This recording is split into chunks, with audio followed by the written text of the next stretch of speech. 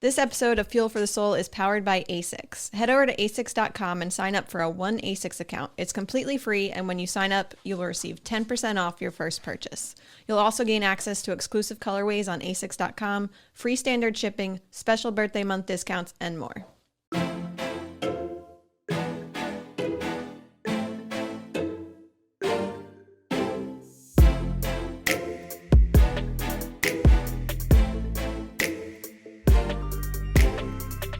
Hi, this is Thomas with Believe in the Run. This is Megan with Believe in the Run.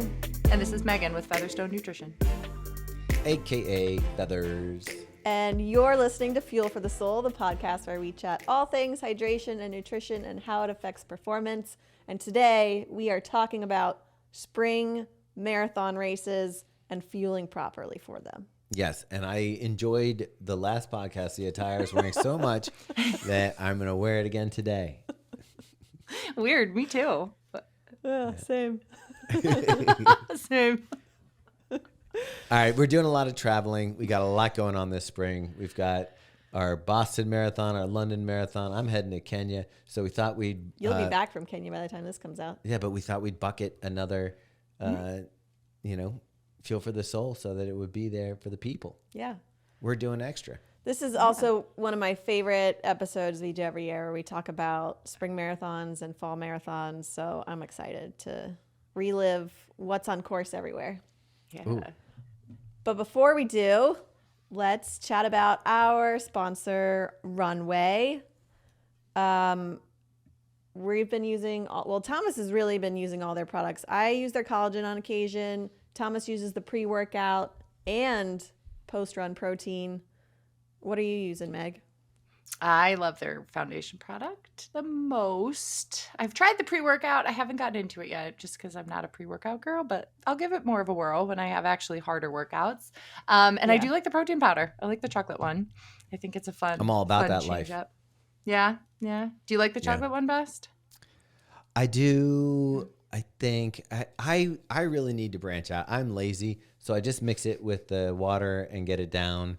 Where I think if I was doing a fruit smoothie or something, I would prefer not chocolate. Maybe I would go with the berry acai. Yeah. Well, now that it's maybe going to start getting warmer again, did you guys ever get one of those Ninja Creamies or no? No, I didn't. I never did. You know what the problem but I was? want to. We looked at we looked at the space on our counter. Yeah. Oh. And we saw the Ninja Creamy, and I was just like, it's huge. Where are we going to put that? But have you used the Runway protein in it? Yes, the acai one. Okay. I made like an acai bowl. So I put some almond milk, the acai protein powder, a banana, and the frozen fruit mix that has like mangoes and pineapple and stuff in it, and then put it in there to make like a smoothie bowl. It was so good. It was really, really good. If you guys want to try Runway, either the collagen, the protein, or pre-workout, you can go to runway.life. That's RNWY.life and use the code FEATHERS15 for 15% off your purchase. Okay, let's chat about London Marathon. I'm excited for because you too. Yeah, we're going to be racing that. Good day, mate. I love that you two are going back because you haven't run it in the spring yet, right? Didn't you run it when it was in the No, fall? we ran it that weird year where it was in October. You sound like you're from London. Yeah, I love it. That's going to be awesome. You guys are going to have a blast. So I'm assuming the nutrition was probably similar when you guys ran it too. Do you guys remember the water bottles? Lucozade. And yeah, like full water bottles, right? Yeah, yeah. Well, they're like mini water bottles. They're maybe 12 ounces, and they're squatty. And you pop them open, and they have like almost a mouthpiece on them, so that you can squirt them like into your like. It's genius. Yeah. It's really, really nice. Yeah. So I did like that. Yeah. I don't remember a lot of hills. I remember going around the Cuddy Sark. There was kind of like a back up around, but that wasn't that long. And then was Tower Bridge even a hill? Like, do you have to run up to Tower Bridge? It's like a Chicago bridge, like a little bit up, a little bit down, but no, not much. Yeah. I feel like there was some rollers in the beginning. Yeah. But yeah, I don't remember much hills either. I'm gonna have to take a look at the map again. Yeah.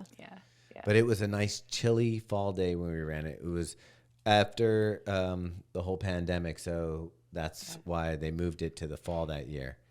And we got to run it, and I loved the whole experience. It was cool. I'm hoping that I enjoy it as much this time. Yeah. Yeah. I had a blast. That was honestly, I think London was my favorite of the majors when I ran it last year. Granted, it was also the last major that I ran. So it was easy to be like stoked, like, I did it, you know? So I think that added like a little bit of extra allure to it. But let's talk on course nutrition. When the small bottles of water are available, but they're not available like super, super frequently. It's like every 3 miles at the beginning. So, but it's a little bottle. And what I realized very quickly as I was running it was people hold on to those bottles then, which makes sense, right? It's not a cup that's going to splash. So, yes, the water stations are a little further apart, but people were just kind of carrying it for a while. And then the other thing that is just totally jumping out in my mind too is everybody started spraying their bottles before they threw them. And I remember being like, I don't want my feet to get wet because sometimes I feel like my feet slip when my shoes get wet.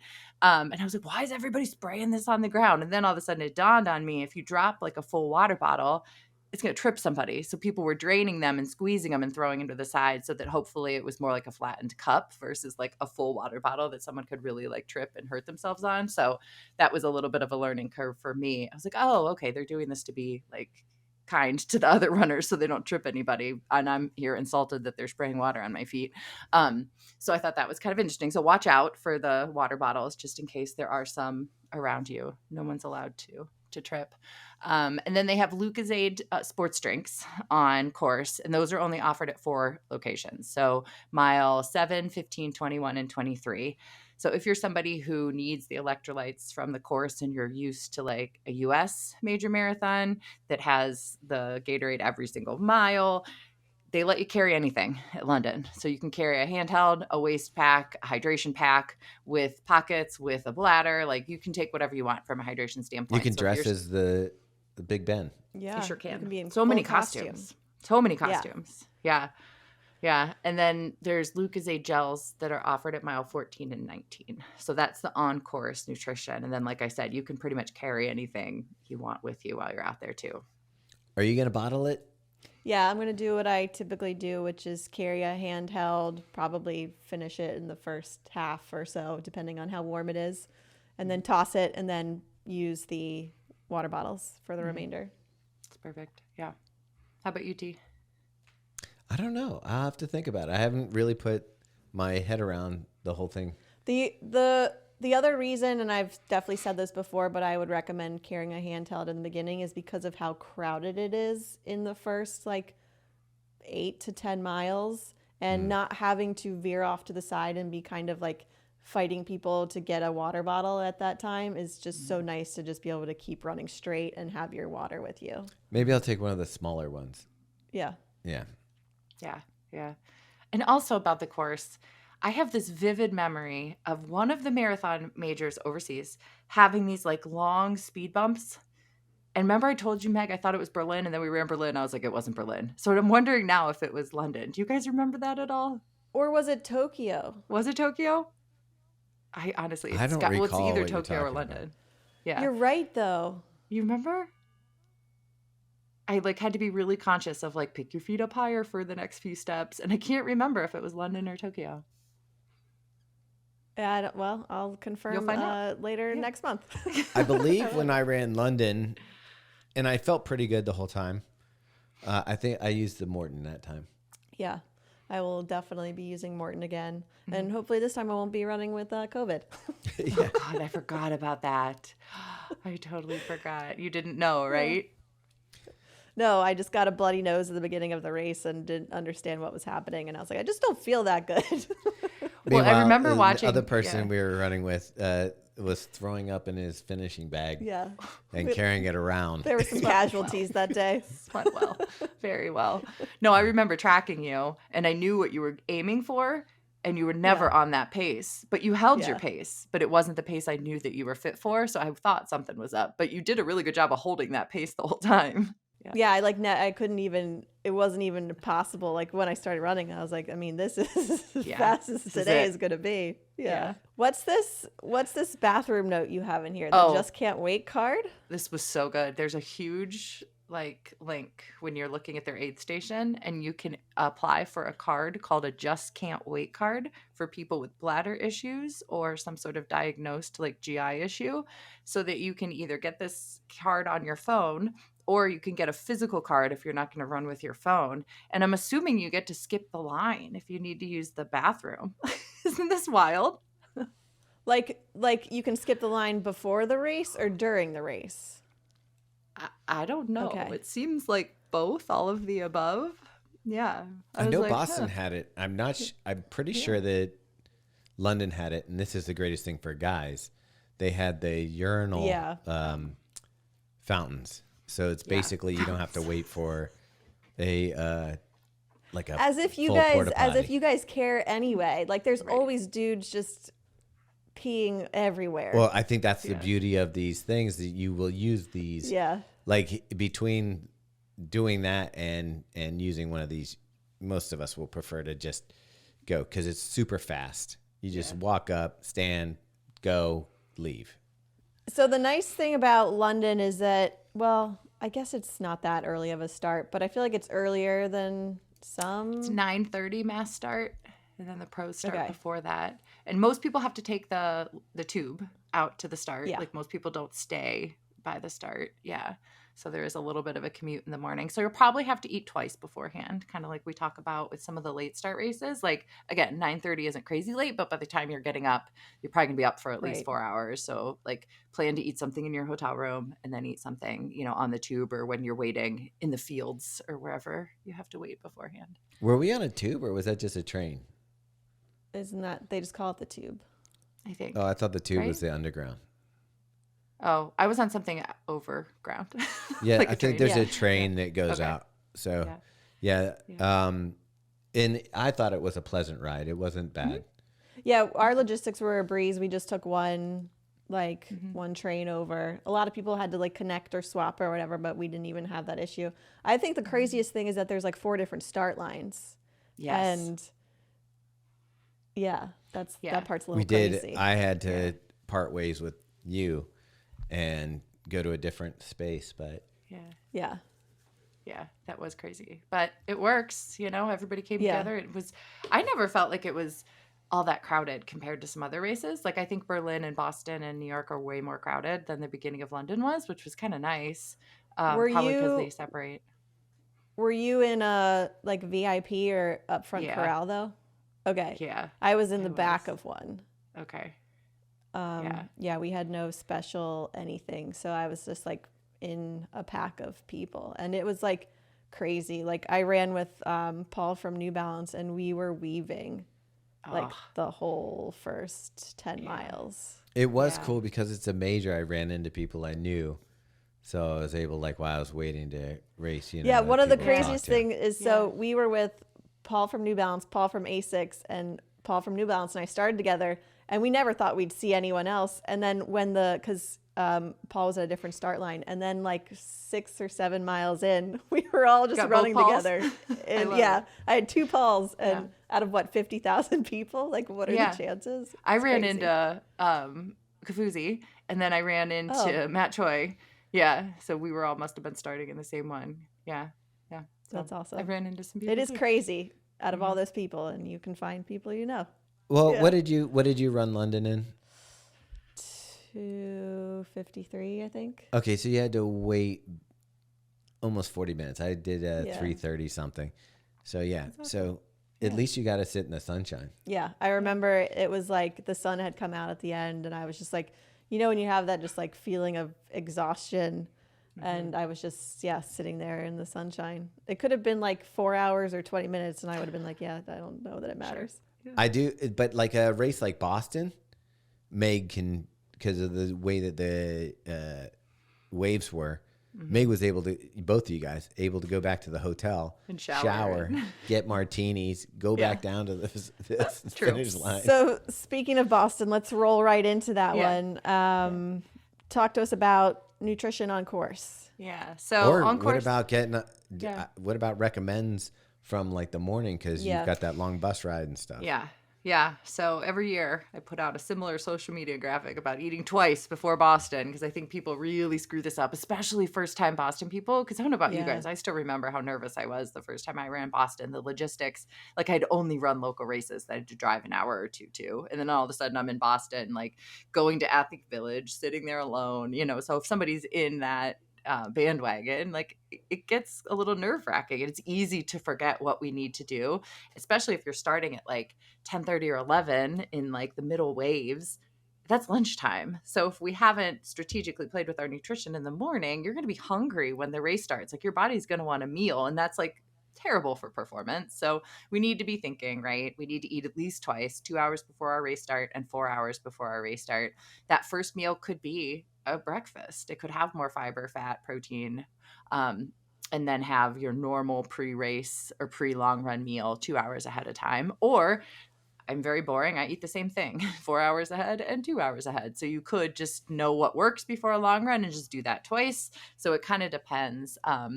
The other thing I always recommend is make sure you take a bottle with some sort of hydration that you're going to drink on the way to Athletes Village, in Athletes Village, that you can discard. Make sure you're not drinking your race fluid that you had planned for that. Like make sure you have something else too, and take more than less, right? You can leave it there. Somebody else can pick it up and eat it. Like, send me your photos of graham crackers that people leave behind. And I just make sure you're set beforehand. Yeah, I always feel like it's so much better to have more than you need. And then if someone else needs something, you're like the fairy godmother up there in Athletes Village, and you can help someone else out. So always bring more than you think you need. Yeah, for ours, it was crazy because it got sunny before we started. And so people who had sunscreen were like gods. We were like, oh, thank you so much. Yeah, because you were like... They usually have dispensers, too, on the walk down to the start line in Boston. Yeah, where you could put some I guess I was already good in the village. I didn't have to worry about it. But we definitely... You're going to have time. You're going to have time on the bus. I kind of did it kind of a different way. Not like you guys are having meal and a meal. I kind of just like snacked from... I got up in the morning. I had like a heartier thing, like a bagel or something. I forget what it was. But we might have even gotten to Starbucks and gotten sandwiches. But did that. Then on the bus, I had like almost like a lunch bag of like goodies that I was just like pretzels. And whenever I felt like a little nervous or anxiety, just chew on something, eat something. And then we obviously got to the village and there was plenty of stuff. Now, the only problem was it's a long bus ride. So... you start drinking and getting all your fluids together. By the time I remember getting off that bus, and I like had that beeline for like a ditch, like immediately. Like I was not making it to the village. Yeah. So, the bathroom situation is tight in Athletes Village. Like, do you remember us trying to find the shortest line? And we did end up finding one because there's multiple places. There's multiple like areas in the village that are like surrounded by trees. So like you can find one spot that's like not as crazy. But it was like a thing. So since none of us are running it this year, we'll let everybody know that after they line you up in Athletes Village to leave, and then you take that long, like 3/4 of a mile trek to the start, there is a stop there to drop clothes. So a lot of people like don't take if the weather is cold, don't take your clothes off in Athlete Village. Leave them on because you're going to walk for a while, stay warm, and then take them off at the bathroom stop. So there is another bathroom stop before you start. So if you can't go one more time or at all in Athletes Village, there will be another stop that there won't be nearly as many people at because they let them by waves kind of walk down there. So that's like the hidden gem that you can make sure you hit up. Yeah, that's the saving grace. I always bank on that little area to change my shoes. Change your shoes, take my jacket off, use the bathroom one last time. Yeah. Load up all your gels in your clothes and Yeah. So once someone's made it to there and the gun's going to go off, what are their options for, well, I guess also what can they bring to carry or whatever, and then what's out there? So absolutely no packs this year. In the past, you could have one as long as it didn't have a bladder. There's no book bags allowed. So you can't even have like a little vest that has pockets in the front with bottles. You'll need to either have it in your hand or around your waist. And then the nice thing, again, about Boston is there is water and Gatorade Endurance every mile starting at mile 2. And you guys remember, they go on forever. So like you can definitely get the fluids you need on course if you're willing to take either the Gatorade Endurance or water. But like we said with London, it's nice to have your own, because I really think Boston is one of the most crowded starts, just because it is such a narrow road, you know?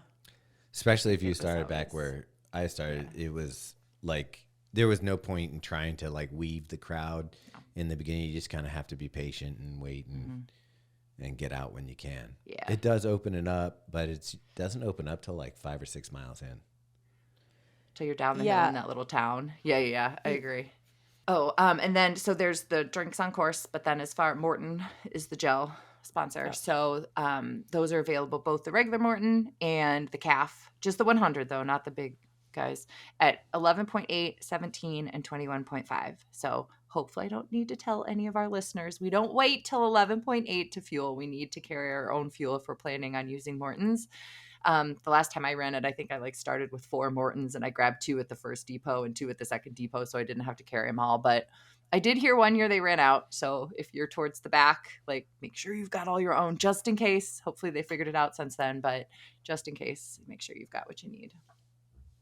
Yeah, I did the same thing. I love when what's on course is what I use. It just, because even it's like if you drop one or something, there's like always that backup there at the later miles. But yeah, I banked on grabbing 2 from the course, which worked out fine. Yeah, I think Robbie just got them just for the savings. He just pocketed them. Like, I'll get it. How many can I have? He's walked away with a 24-pack. I've seen people have sent me the same from either Ironman races or like a Morton sponsored race. They make off with quite a few. I can't imagine that would be on my mind as I'm running a marathon to take not home at some those loot. mile markers either. No. Sure. No. I guess it depends how fast you're going. And and then the one thing to remember always is that the white gel packets are caffeinated and the black gel packets are not.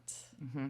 And then the other thing to think about is the course. So the first half of Boston is fairly downhill.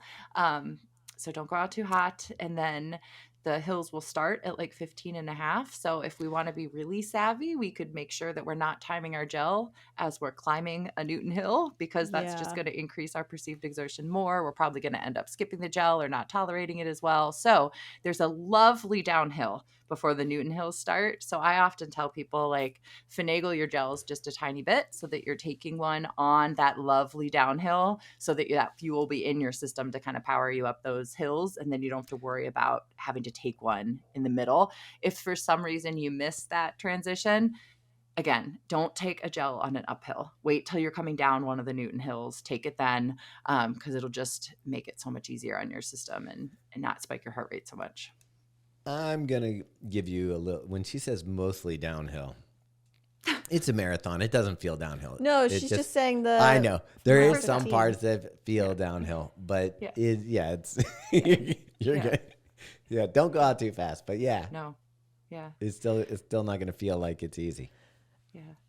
That tip though applies to like every race. Like I always think about that, because there's hills in like most races, and if I see a hill coming up and it's the time for me to take my gel, I'm just not doing it until I'm up and over and on the downhill side of it, because it's I'm sure partially mental, but also your exertion is higher when you're going up a hill.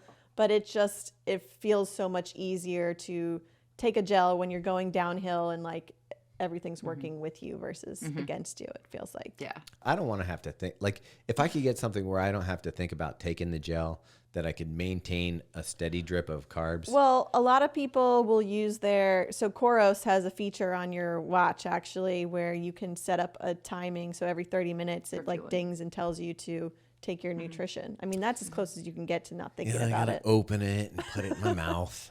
I'm just talking, You need a flask with all your nutrition, and you just swig to a certain line each time. All right, let's answer some questions around spring marathoning. This question is from Tasha. She said, first time marathoner and longest run will be 20 miles. Advice for newbies preparing for first marathon. Key cues to look for: hydration, gut issues, overcoming these, etc. Yeah. First time marathoner. I'm just glad people realize they need to fuel the first time they're training for a marathon. These times are changing, folks. I love it. So I think most people just went out and jogged and we're like, here we go. Yeah, right? that's it. I think you gel. ate a handful of nuts or something. I don't know. Yeah. I had like half a gel my first marathon, and I didn't even understand what hydration was. So kudos to you, Tasha. So the biggest thing is we want to make sure we're starting to practice race day nutrition, what we're going to eat before, what we're going to eat the night before, what we're going to do during, and those 20 milers are the perfect time to practice it. So I would really, if you're having pasta the night before, do that. If you're eating Pop-Tarts the morning of, do that. And then you're saying for like before your long runs and stuff to just see if it works. To like practice that too. And then the other thing to keep in mind is like we really do have to train our gut, because we just don't get good perfusion to it, especially for newer runners. Like our gut's like, what the heck is happening? We're not getting blood and we're supposed to digest food. So it is more common for newer runners to experience more gut issues from trying to fuel through long runs. So if you're having a little bit of trouble, like that's part of the game. Continue to take the gels, maybe try new ones that are a little easier on the stomach, like we talked about last episode with the engineered fuels. Like Megan, when she started, she didn't like the gels. And it was like she had to experiment with blocks and chews, different things. So if you're not enjoying either the texture of the gel or the way that works, some people prefer the blocks. What other things are there besides the blocks? And you don't want a bar, obviously, but I love chews. Like I think chews are great. Like bonk breakers are the best. There's a new chew brand called Noogs that has more sodium that a dietitian created. And then we just got the grape ones from scratch. Those are kind of tasty. It tastes like peanut butter and jelly, kind of. Yeah. Without the peanut butter, just the jelly. So you can try different things. I do have some people, I mean, just depends on like the pace, right? But I do have some people who will eat a Morton solid bar halfway through their race if they're out there a little bit longer, because those digest really quickly. Yes, they're a solid, as the name implies. But most people can tolerate those, when they're running out there a little longer and needs some solid fuel. And then hydration is often a key piece of how we're feeling on the run and our gut issues. So if you are a heavier, saltier sweater, making sure that whatever you're drinking is higher in sodium can really help us tolerate our fuel better and feel better on those long runs. So I think those are some of the things just to make sure we're doing. And then a good recovery meal so we can bounce back and hit the next week of training, because this is all such a new stimulus for a new runner's body to figure out. So just keep throwing all the stuff at it that you've learned around here. You brought up sodium a little bit. Do people need to experiment with maybe taking salt pills? Like, how do you know if you're sweat so much that you're going to benefit from something like that? So that's the hard part, because a lot of people ask like, hey, are you a heavy sweater? And they're like, I don't know, I think so. Or are you salty? And they're like, I'm not sure. This one time I saw salt. Because if we're not in an environment that our sweat's evaporating, we may never see the salt, right? Well, wear a black hat.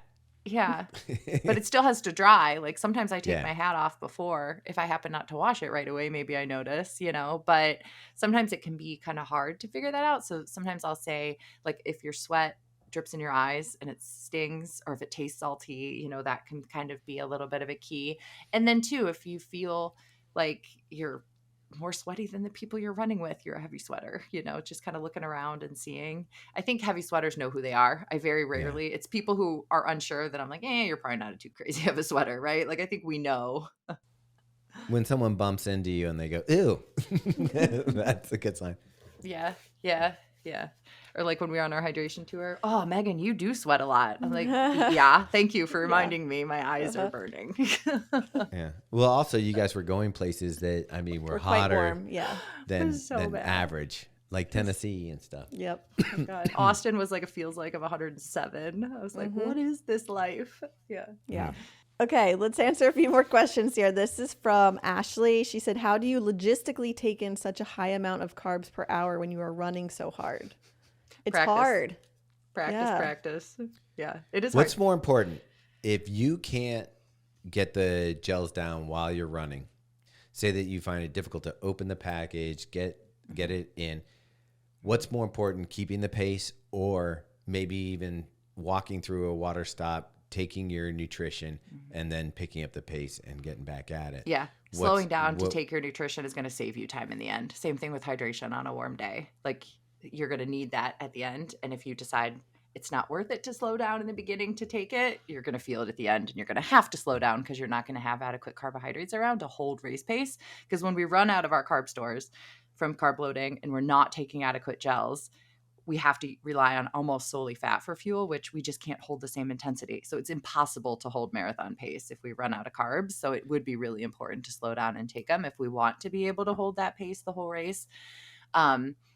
Tips that and I people have think it's crazy because like literally, like if you were to slow down through a water stop and maybe wash your gel down at a water stop, you're talking maybe a long one would be 20 to 30 seconds. That would be like, it would feel like forever. Right.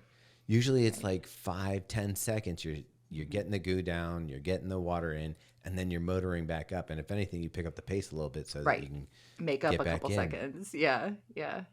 No, I totally agree. But people who do have trouble with this, sometimes I've found it's beneficial to start with a bottle that's high in carbs. So maybe we're sipping our carbohydrates throughout the first half of the race. Like we can put 50 to 100 grams of carbs in a bottle, so that might be helpful so that you're not having to open the gels and then save a few gels for the end, or vice versa if you want to start with gels and switch to a liquid for the second half. The other thing, like we were mentioning, is finding the type of gel that stores well in your pockets and that can open well. So I have a couple different types of gels that some of my clients love, but they're like, I can't open them at race pace. Like it's just impossible. So they don't race with those specific gels. They just train with them. So make sure you're switching it up and trying different things to see if they work for you. I'm assuming she doesn't want to go the chew route, because that sometimes is even harder to chew while you're running hard. But that definitely breathing and chewing. Yeah, that's a whole nother thing. And then too, like we were talking about, some of these gels now have 40 to 45 grams of carbs in them. So if you're taking something like that, then yes, it's bigger to carry, but once you open it and you can like slowly take it over a half mile or maybe even a mile if you're having trouble, and then you're getting just a big punch of carbs all at once. So that can be helpful too. All right. Megan asks, is there a benefit for the gut to practicing carb loading the day before a long run in training? How does she spell it? Like neither of us. All right. There's no correct way to spell Megan. Yeah. They brought this new pizza oven into one of our breweries here, and it is like hands down the best like wood-fired oven pizza I've ever eaten. So we've gone there like 5 or 6 times now, and they know me by name, and we all are named Megan and we all spell it different. Like the owner, and then the girl who helps, and then her husband. Obviously he's not Megan, but anyways, yeah, it's just the other Megan. So as far as practicing for a carb load, I do have some people that like to do like a 1-day carb load, like once or twice in training before a long run, which I totally support if that's something that's going to make you nervous to try it for the first time on a race. But we don't need to do like a full 2 or 3 day carb load for a long run. And then as far as gut goes, most people are totally fine scaling up carbs, especially if we're careful and don't scale up like high fiber carbs. So when she asks about gut, sometimes being more carb loaded and better hydrated the day before a long run, our gut is better on the long run. So if anything, I would say doing that carb load, most people that might be prone to having more GI issues on a long run often feel better because they have better stores. They are better hydrated from storing that glycogen. And then we just typically take in more sodium when we scale up our carbs. So a lot of people actually feel better during their long run when they have scaled up those carbs like that. But as far as like, do we need to carb load for a day to train our gut to figure it out? I don't think that that's necessarily the case, but it certainly couldn't hurt to just build your confidence that this is going to be okay on race day. Yeah, that makes sense. Okay, Brad asked how to prepare for a warm race when you're training in cold without needing as much hydration. Don't do it, Brad. That's a hard one. Yeah. If you can get on the treadmill and practice race day hydration, I think that's probably the best bet here, just to make sure you tolerate it. If you can't, wear a long sleeve. Yeah, right. If you can't, take what you want to take on a warmer race, on a cold race, or on a cold long run, and just you probably won't drink as much of it, but at least you would know, like, I can tolerate X amount of liquid with this gel, so you could just kind of mimic it. And then if you think you might need like salt tabs or salt caps, we definitely want to try that too. So maybe it's even like hydrating a little more than we need to on a long run. And as long as there's adequate sodium, there would be no harm in that. But, ultimately, like maybe even a treadmill run would be the best bet. Yeah. I don't know. For me, I don't want to discourage Brad, but for my experience, I just can't acclimate to hot weather straight from cold weather. It's my body just. I mean, I don't think that's anyone's preference, but if that's the cards that you're dealt, or that you're going to a warmer place and you've been training in a cold place, it's like if you want to be as prepared as you can be, probably the treadmill, I would say, is the best option. Yeah. This next question is from Michaela. She said, when to caffeinate in the morning of and during a race? Hoping for a 1:35 finish for my half marathon. Let's go. It's a good question. Yeah, I agree. So as we've talked about before, when we ingest caffeine, it takes a solid hour for that caffeine to fully peak in our bloodstream. So if she's running a 1:35 half, I would probably suggest that we have some caffeine within the hour before, like an hour before it starts. So it's starting, that caffeine will have peaked at the start. And then you could take a caffeinated gel at the start of the race. So it'll peak by 1 hour and hang till you finish. So I would probably recommend coffee or whatever type of caffeine you like an hour before the race. Then that'll give you enough time to pee out any extra, and then take like a higher caffeinated gel, 75 milligrams, 100 milligrams, like 10 minutes before the start. And then that's your gel to start. And then that would be your run caffeine would peak from the start to 1 hour. And then the gel you took right before would peak at 1 hour of running until you finished. So that would probably be my suggestion. Cool. Go get it. Go get it, Michaela. All right. Some carb loading questions. This is from Nadia. She said, how much protein do I decrease during the carb load? So the goal is carbs. So if we can hit our carbs and we're still hungry and still have room, then you can eat as much protein as you want on top of it. But what I find often is people try to still eat the same amount of protein and fat, and then they just don't have room for the extra carbs that they need. So carbs are the king, right? Make sure that we're getting the adequate carbs we need. But I always say, like, sometimes we feel better if we put some turkey on our bagel or cheese on our bagel or have a Greek yogurt with our bagel, because it will help our blood sugar a little bit. So if people feel like their blood sugar is ping-ponging during a carb load and they don't love how that feels, adding some protein could actually help with that. But again, I think the priority is carbs. So just make sure that the protein isn't displacing your carbs. And I love pizza before race day. Yeah. That's like my go-to. Yeah. I couldn't just eat the bread part. I need all of it. Right. Yeah. But I think that's also it's interesting because you go lighter on the cheese usually. I mean, we'll get like wood fired. Yeah. Yeah. So but if we're going out somewhere before a race, don't really have the option to make it exactly how I want. I mean, there's so many good options. I have to send you guys the place I ate pizza 2 nights in a row before London. It was that sourdough crust. Okay. I think I sent everyone there. Like, everyone was sending me, like, they were going, because I posted it 2 nights before. Last year when I was there. I'll just don't send do it to you. Okay, Michelle asks, traveling across country for a race, DC to Oregon, tips on carb loading while traveling. Oh, that's easy. I'll start off right in the airport. You're going to get an NEM's pretzel. That's right. I forgot suck that down. Yeah. That was great when I went to London, man. I'm going to have to do that again. You look for Kira D'Amato on the cover of Runner's World. No, but I mean, there's so many great carb options when you're flying. Matter of fact, traveling, there's probably more carb options than there are quality meal options. Mm-hmm. Yeah. And pack snacks, the queen of having delayed travel plans here. Make sure you have things. Even if you're like, oh, I'm going to land before lunch. You never know what's going to happen. Pack a lunch, pack extra snacks, pack some electrolyte drinks that you can add to whatever water is given to you.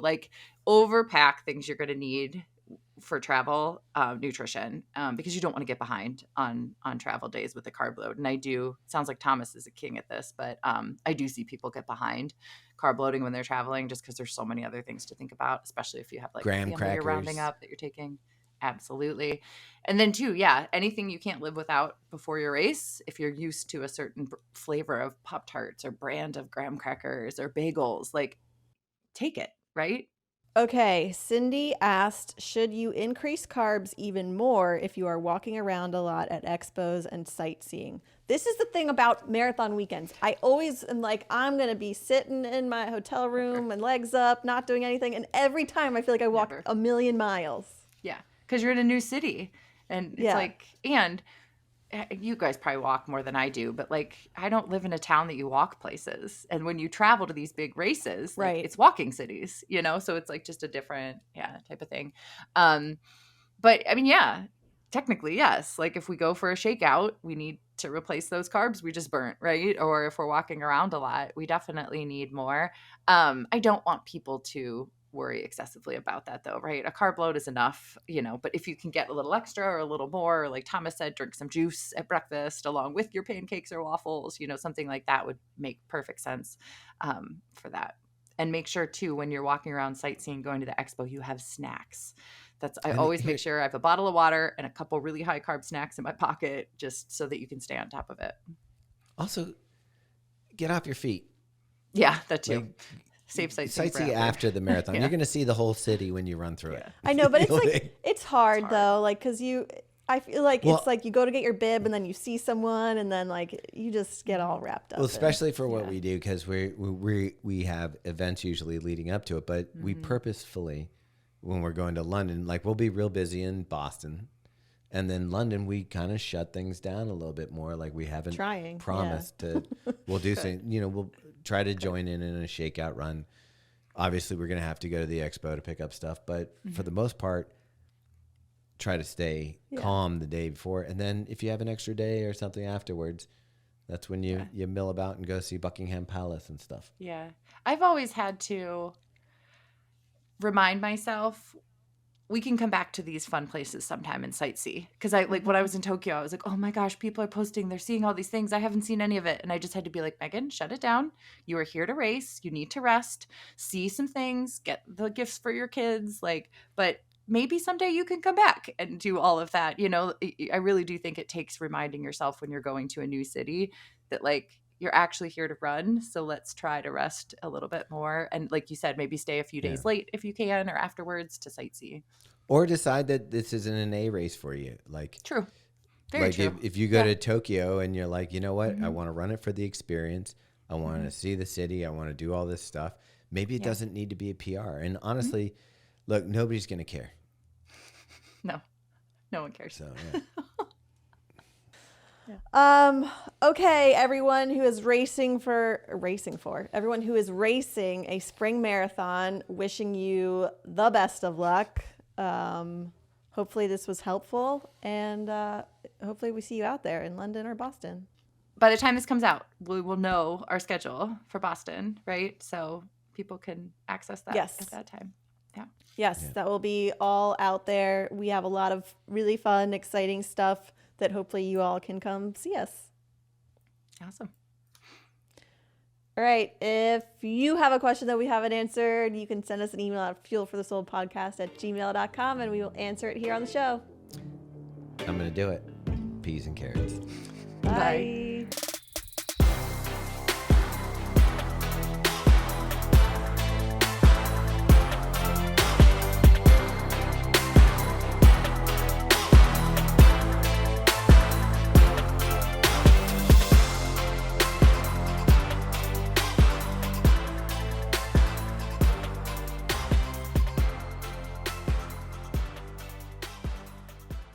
System, like you just pump it right into your veins. Illegal. You don't even. That's for called more doping. You mean you want something like those beer hats where there's like that's it. Good thing you're here. Although, no, I'm not going to go there. Never mind. Oh, jeez. Or suppository. Like Matt and I hit it before London. I'm like, let's go. Yeah, I don't think it'll work that fast. Crazy. It blows my move her mind.